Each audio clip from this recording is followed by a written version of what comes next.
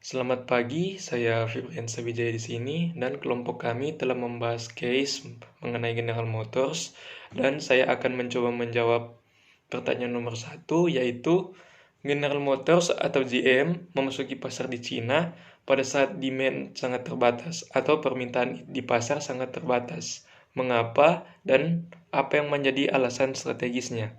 Nah, jadi di sini ada dua garis besar yang menjadi pertanyaan, yaitu pertama mengapa? Mengapa sampai GM berani mengambil keputusan untuk masuk ke Cina padahal demand sangat terbatas atau permintaan sangat terbatas? Yang kedua, apa yang menjadi alasan strategisnya? Nah, pertama saya akan mencoba menjawab dulu yaitu mengapa. Nah, jadi meskipun keadaan pasar permintaan sangat kecil pada saat itu atau pasar demand sangat kecil, GM memiliki ketertarikan besar pada potensi negara yang memiliki kepadatan jumlah penduduk yang sangat tinggi, yaitu Cina. Dan kita tahu bersama bahwa Cina ini merupakan negara dengan populasi penduduk terbanyak di dunia. Dan juga GM melihat bahwa Cina rata-rata setiap harinya dengan jumlah rakyat yang banyak, rakyat di Cina setiap harinya melakukan aktivitas ekonomi atau kegiatan ekonomi setiap hari-harinya, mulai dari skala kecil sampai skala besar. Nah, GM melihat dari sisi itu. Jadi untuk menjawab mengapa GM berani mengambil keputusan, yaitu karena yang pertama mengenai populasi dan dikarenakan populasi yang banyak ini sering melakukan kegiatan ekonomi pada setiap harinya, dan yang mereka masuk adalah negara Cina.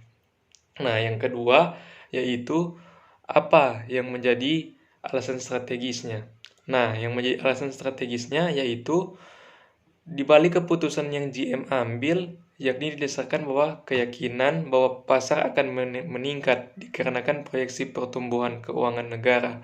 Nah, kita tahu di sini bahwa apa yang dimaksud dengan proyeksi pertumbuhan itu yaitu proyeksi keuangan ini seperti perencanaan atau rencana anggaran atau keuangan.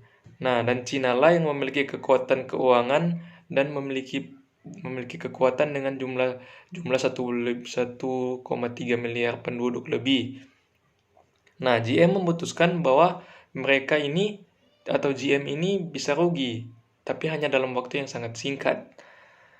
Nah, tetapi pada akhirnya tidak hanya menutupi kerugian ini. Jadi GM berpikir mereka nantinya bukan hanya dapat menutupi kerugian mereka, tetapi mereka juga dapat mendapatkan profit yang lebih bukan hanya sekedar menutup kerugian saja. Nah, hal ini dibuktikan oleh hasil selama dekade berikutnya yang sesuai dengan proyeksi keuangan yang ada di Cina atau di Tiongkok. Nah, jadi itu kurang lebih jawaban dari saya mengenai pertanyaan nomor 1, yaitu mengapa General Motors berani masuk ke Cina pada saat pasar demand atau pasar permintaan sedang terbatas. Terima kasih.